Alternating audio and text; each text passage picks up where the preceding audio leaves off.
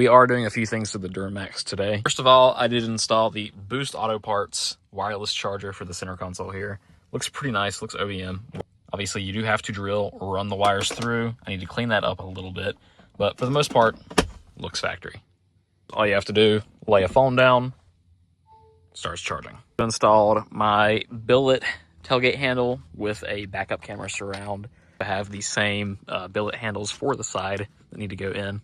So today is more of a maintenance day. I'm installing a few things, nothing too crazy. First round of mods, of course, is going to include a air intake. The factory intake, yeah, this thing was getting old. Instead of putting a new filter in there, let's take off a little restriction. We've got the Banks Ram Air. Probably not everyone's first choice.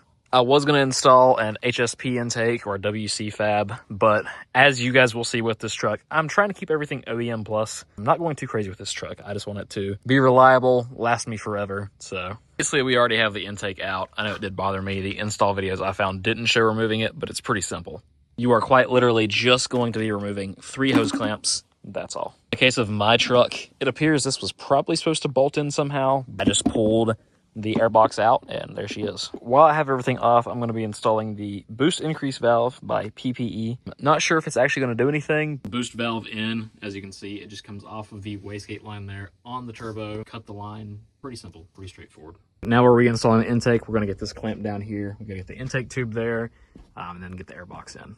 Very easy install. Just got to put a new O-ring on, throw your mass airflow in, that clamped down.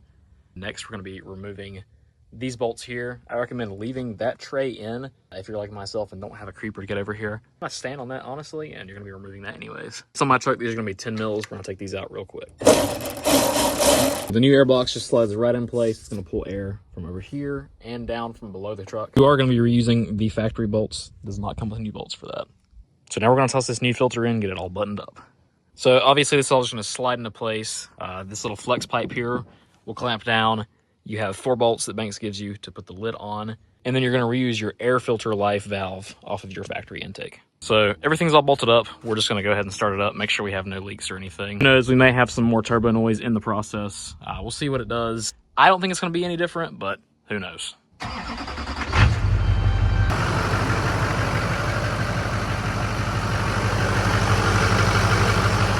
In terms of initial startup, I don't hear any difference. Sounds the same to me. Of course, I don't have an exhaust, I don't have a tune, but we'll take it for a drive, see if we feel anything. So, initial thoughts, driving the truck. Don't really notice a whole lot. If anything, maybe just a little bit better throttle response. Go ahead and do a pull here real quick, just to see if it feels any faster. But of course, like I said, it's not tuned.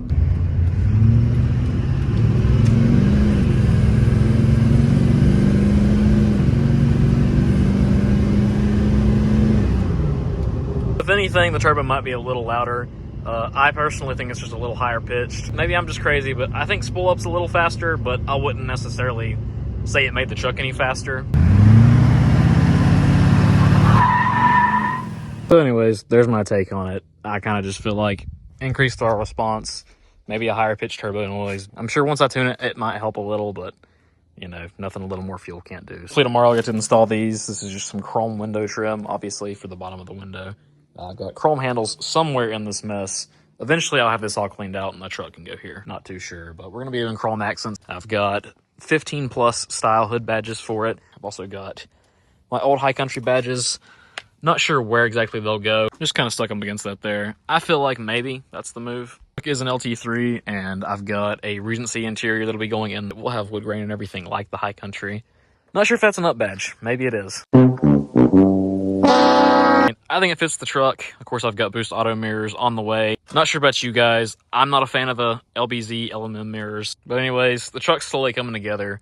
I still need to fix the headliner, get it tinted. Again, little TLC. I'm going to have the painted flares on it hopefully here in the next few weeks. Ceramic coating, that sort of thing. I suppose that's it for this video. Keep it simple. My phone is about to die. See you guys hopefully in the next one. We'll get some more stuff into this truck.